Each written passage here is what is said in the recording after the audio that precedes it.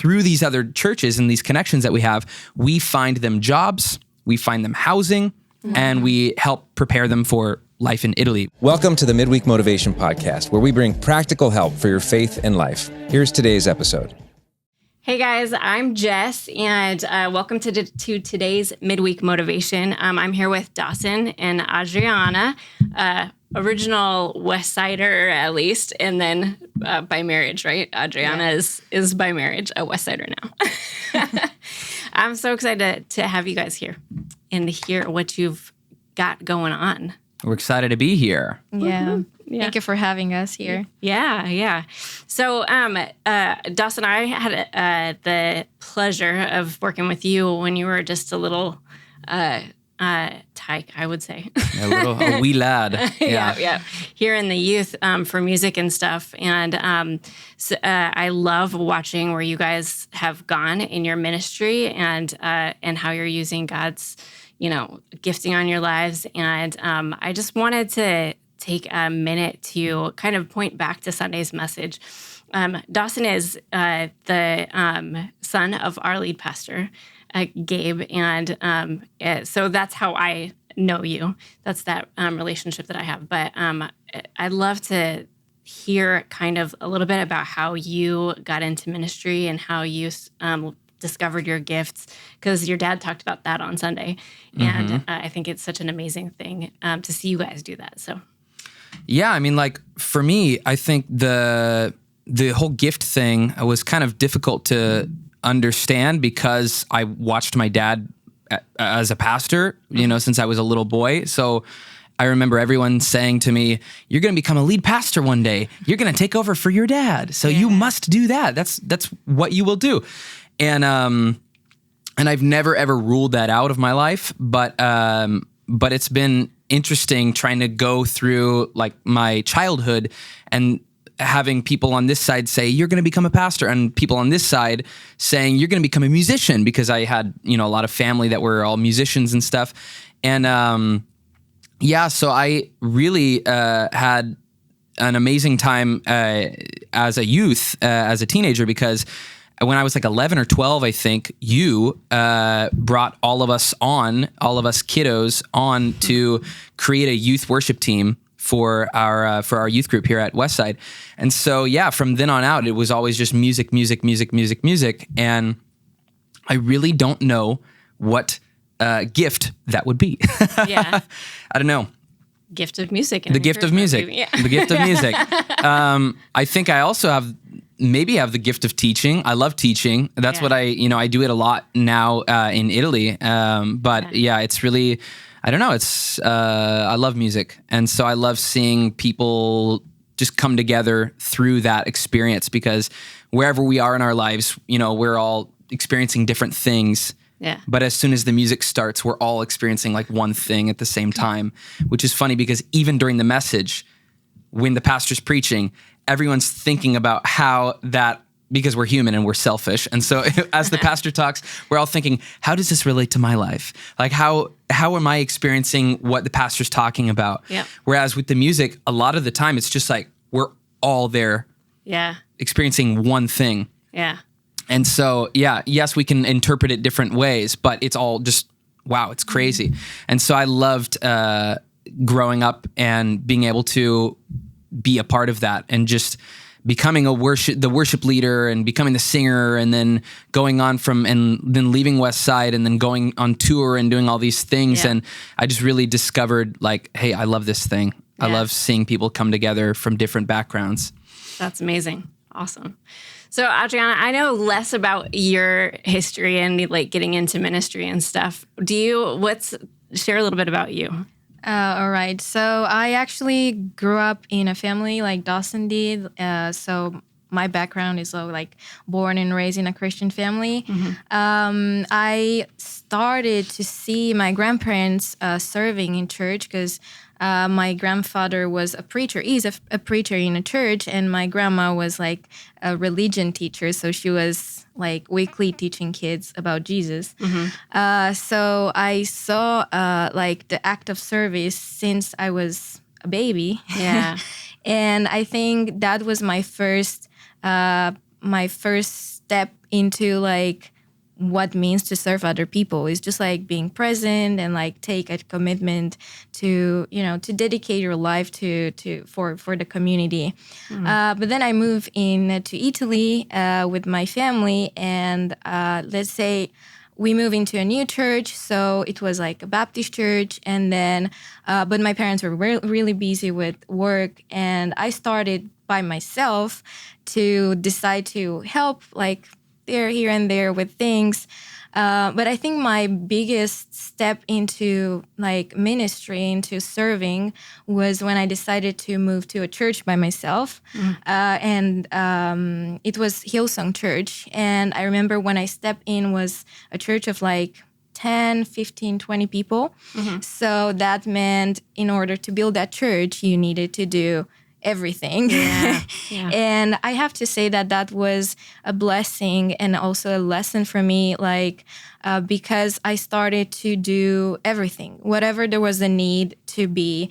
I was there, there was the need to welcome people. So I was like, okay, this time I welcome people, or the need to do tech things because the person was missing that week. So I started to taste all these like things, and I started to like it. It was like, I think I love to serve the church. And then I think the second big step was when I married Dawson. Yeah. And he was already a missionary and like touring around and like serving communities and churches. And I was like, oh my gosh, I would love to do this too, because it's like my mom's dream was actually to become a missionary, and it never came true. I mean, she served because she's a nurse, so she's constantly every day serving like her patients and like talking to them whenever she can about Jesus, but she never become like a missionary with the name. Yeah. So, but I think when Dawson introduced me also to this new world, let's call it, of like missionary, like full-time or part-time, I started to enjoy it even more. And like, it kind of become like part of my life. Like nowadays, it's just like to dedicate part of my life into that. And yeah, this is like the very like summary of my journey into serving. Yeah, that's awesome. Thanks for sharing, both of you guys. I appreciate it. So it sounds like both of you guys have gotten the chance to test out different things. Is there, like, as you were on that journey of testing out different things, like, was there, like, what would you say is the key to finding out what your sweet spot is? Like, is there a moment when a light bulb goes off and you're like, oh yeah, this is what I was created to do, specifically, I don't know about for other people, but I think for me, it's just whatever like I think about when I go back home, and I'm like, oh man, I love talking to people, and I love having those connections, and I love seeing people come together. Like I said earlier, like through music or whatever it could be through, but I love seeing people come together. And sometimes when we'll have like, a church service, and then I'll go back home, and then like the thing that I think about most of the time is, I forgot to introduce that person to the other person, or I forgot to include that person in what was going on. Yeah. And I think that for me really reveals to me what's important.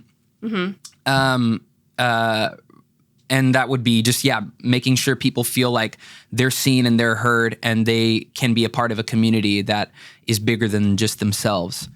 And so I don't know, for me, maybe that would be it, just seeing what am I thinking about just when I'm alone and I'm just like bored and I'm just at home like, Yeah, that's good. I like it. I think for me it was like, it's like to make like for example, is like going to an ice cream shop and you don't know any flavor that they have, which happened to me like 2 days ago. And it's like, when you first enter in church, it's like entering in an ice cream shop you never entered before. So you don't know what you are talking about. So it's like the first thing you do is like, can I try that flavor? So I think for me, like my encouragement is like, be curious to try different flavors before you decide which flavor you enjoy more. So it's the same with serving in ministry. And that was for me too. When I first entered in Hillsong, I didn't know what it was about. So I was like, okay, let me just, one day I do serving, one day I do like welcoming, one day I do translating. So I think it's like tasting flavors of ice cream until you find the one who you really enjoy. So it's like, it could happen in a month as it could happen in 6 months. But I think the secret is just like trying different things if you don't know where to go. And then I think would just reveal to you, because you like, it would just like, as the ice cream flavor when you like it, just like, oh my gosh, I like this. And it will be like the same when you serve. It's like, oh my gosh, I think I'm made for this position. That's awesome. And I also think it's could be a seasonal thing. I think what I noticed in my life in the past, I used to welcome people and to be like front door and like be everything. But there was like other season when I loved to be in the kids ministry and stay with the kids. So I think also don't limit yourself into like, I'm going to stick to this for my entire life. Yeah. It's never like that. So I think there are different seasons where it's like in a place, and then in a year or two, you'll be in a different place too. I love it. That's great. I love that, because that relates back to what my dad, Pastor Gabe, said yesterday at the end of the message. He said, what's your next step? Guess and go. Yep. And that whole idea of guess and go, because like I think we tend to just be stuck on one thing and think, I don't know, like, should I do it? Should I not do it? Yep. Or like, I can't go outside this box that people have told me this is like my box. Yeah. Or I've told myself this is my box. And I love that idea of just guess and go, because like we cannot waste our lives just stuck and not moving. And so that idea of like, okay, maybe I can do that. Let me try that. Yeah.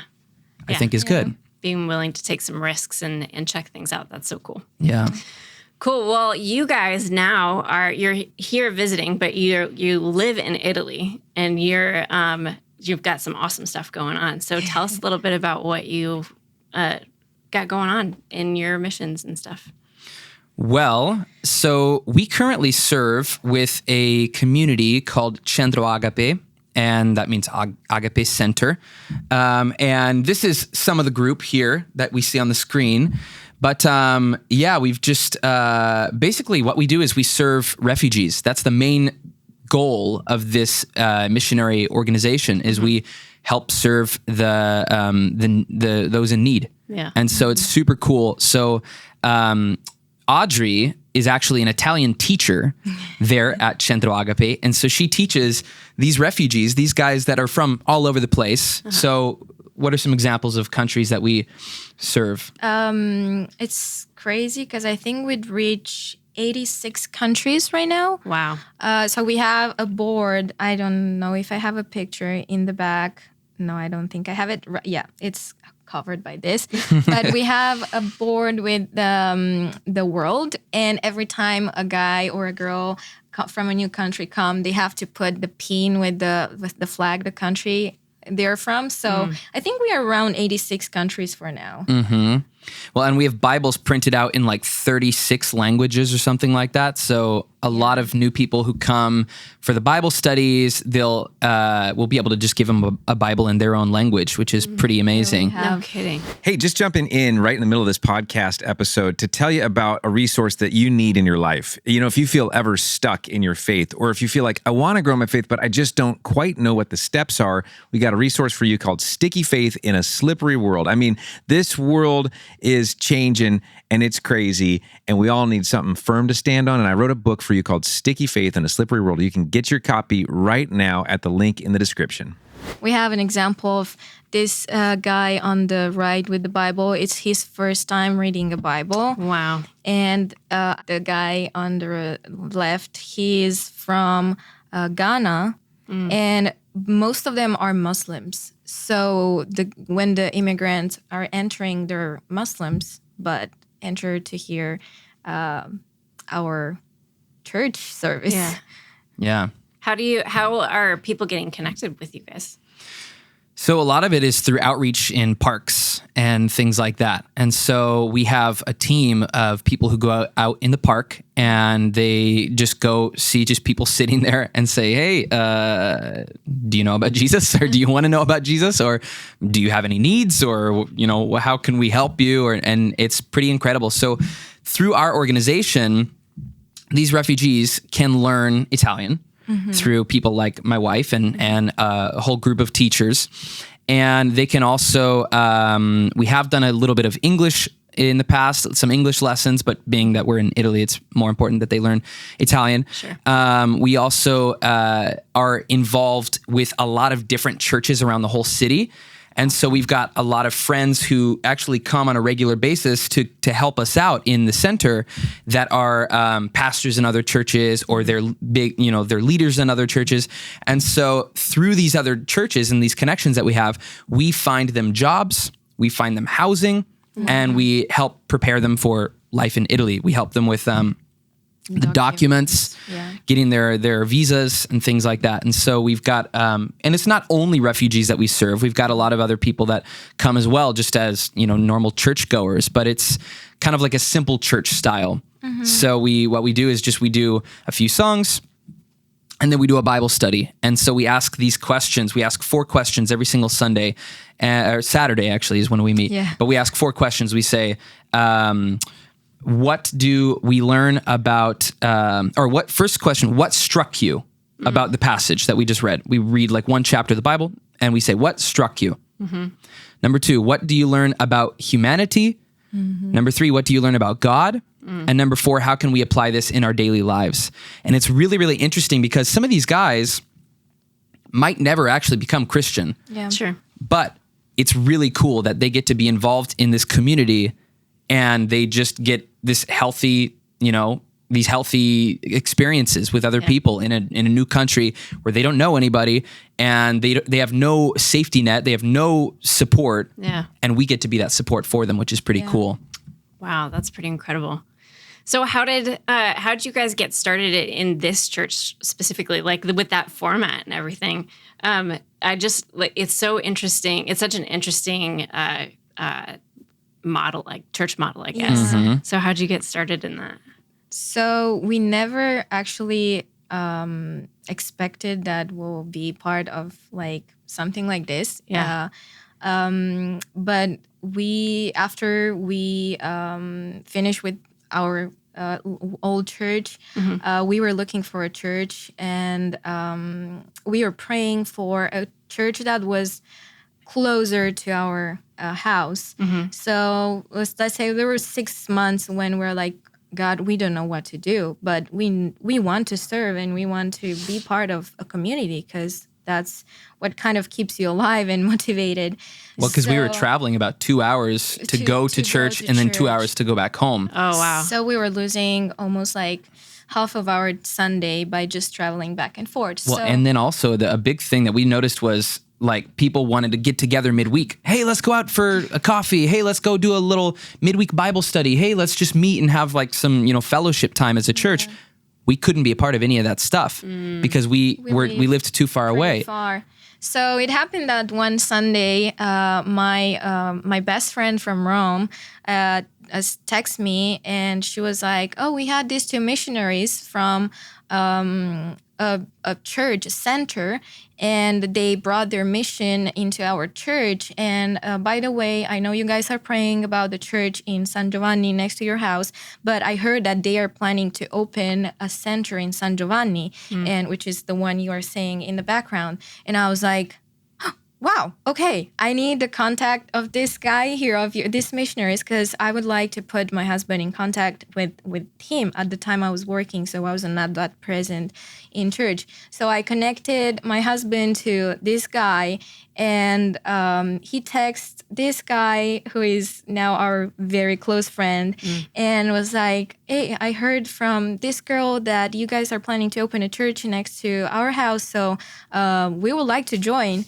And he went by himself that Saturday, and that was the first and like time, and we never left since. Yeah. So I think it was just like God's miracle into like guiding us into something new that we never expected. That's really cool. So they were already, it sounds like, somewhat active in doing the work and stuff, and you guys got to join in. They had been going for 5 years before we joined up. Okay. So they'd been going, but in a different part of the city. Yeah. So they had been serving out in the suburbs of the city. And then like this past year, they moved to the center of the city to have a little bit just access to more stuff and to be able to reach more people. Wow. And so, so we joined them after they moved to the new location. But yeah, it's been pretty incredible. That's super cool. Awesome. Yeah. So you guys are meeting these people because you've got a team who's going out and connecting with them and inviting them to church. What are like some of the, you've shared a little bit about this, but what are some of the practical needs that you guys are meeting, like helping them get connected with papers and like, I don't know, can you talk a little bit more about that? Yeah, I mean, well, a lot of these people, so the situation in Italy is a little bit complex because Italy has really, really loose immigration policies. Mm-hmm. And so almost all of Northern Europe is really strict about, immigration stuff. And so most immigrants looking to go towards Northern Europe just get sent down to Italy. Okay. And so Italy is a country that, unfortunately, I love my Italia, but it's not very organized, and they don't have that many processes in place to help immigrants. Yeah. And so most of the organizations that are able to help immigrants are churches. Okay. And which is really funny because the population of Italians that are practicing churchgoers is very, very, very small compared to what I thought before moving to Italy. I thought, well, it must be like America. No. Yeah. Not even the Catholics go to church on a Sunday morning. And so it's pretty incredible. It's a very small population that's getting involved in these people's lives and helping these immigrants, which is really, really cool. So that's what we do. And so we just help them with a lot of these things that, unfortunately, because the government is not able to be very useful to these people, we get to be useful instead. Cool. So, That's awesome. Well, do you want to show us some pictures and tell us what's going on? So the one was in the background earlier. So is this one here. This was the party for the end of the scholar year. So we have in the background some teachers. We have Jenny, the girl with the white shirt and the red pants. I started just a few months ago to go just to take one lesson because the teacher that week was missing. And guess what? I fell in love with that. Yeah. And I talked to Masum, the main missionary, and I was like, whenever there's a need for me to serve, like take a place, because of the teacher is missing, I would love to do that. Mm-hmm. And then there's Faith, another missionary. She's from another church, but she's very involved too. And then Brian and Elena in the back. Maybe you can point to them. Elena served in Centro Agape as a teacher for 7 years now, and she was like, I always want to stop, but I cannot stopping. And all the guys, then my two cousins, but all the guys in the background are the immigrants we are serving. And they start from level 0. And then slowly, I take level 0. So the guys that are in Italy from a week to 3 months. So they don't speak any Italian at all. So there are some students of mine. So I have 7 students. And so, these are all the classes. And some of them just entered that day into the room. So there are people that never came before. Wow. But they are subscribing. So they're planning to come back for the next scholar year. So this is another picture with all of them in the background. We're just celebrating and partying that day and eating. Looks like you're having a great time. Yeah. And this is what my husband was talking about, our Saturday meeting. This is what we do. We just put the chairs in a circle so we can actually see each other, so we can talk to each other and exchange questions and ideas about what that passage from the Bible talked to us that week. We are studying every week a different book, a different chapter from a book we chose at the beginning. So this is what we do. We just sat together and we give people the Bible in their own language, and we just talk and play, and it's very short. And we study. This is Brian bringing a message. There is our dog too. He gets to be part of the meeting every Saturday. He's a really good guy, and he loves every single person in the church. So then we have, this is a small picture, but I really want to make it bigger because that Sunday we had a big service with a lot of missionary from America, which is such a blessing to have people over and from different parts of America and to experience what we are doing. Most of the time they come and they are willing to go out, do prayer walks and talk to these immigrants, mostly in the park. So they're like people without a house. So when the missionaries come, they're like, okay, what can we do? So they're just like ready to serve. So that was the Sunday. The first day they arrived in Italy, they came straight to church, and it was so beautiful to see everyone. Like the room was full. Wow. So we were happy about that. This is another part of the service. We are here just sitting on the couch, me at the computer, my husband with the iPad. We play every Sunday, so we play 3 songs usually every Saturday, and talking about how Muslims convert to Christianity. I think I will let Dawson, talk about this. Unfortunately, we cannot show the faces of the people for privacy and safety because it's very hard when a Muslim converts to Christianity.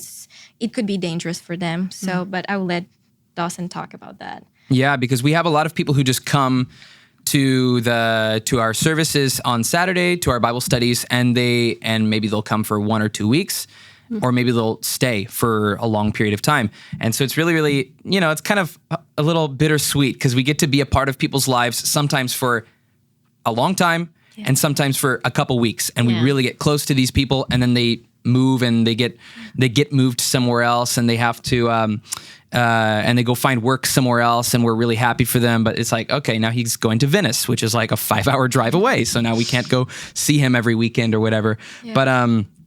But as for those people who do stay in our church and do end up getting, accepting Jesus as their savior, getting baptized, we have to be really, really careful with their identities, with all of these things, because again, like Adriana said, it's super dangerous because there are people who want to do them harm because they have converted to Christianity and they've left Islam. And so it is part of our responsibility to just protect these guys and make sure that they feel safe and welcome, that we protect their identities. And so those who have actually converted.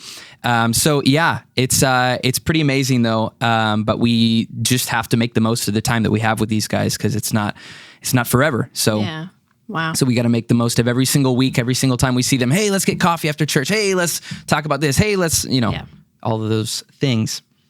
That's awesome. Yeah.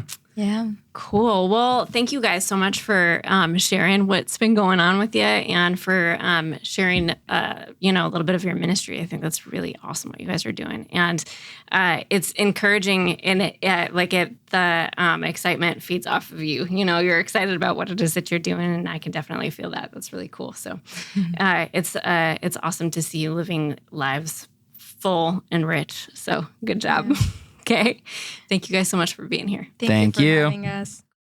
We hope you enjoyed this episode of Midweek Motivation. To make sure you don't miss any content in the future, please subscribe, share, and if you enjoyed this, give us a like, and consider popping by a Westside service some weekend. You can find out more at westsidecommunitychurch.com.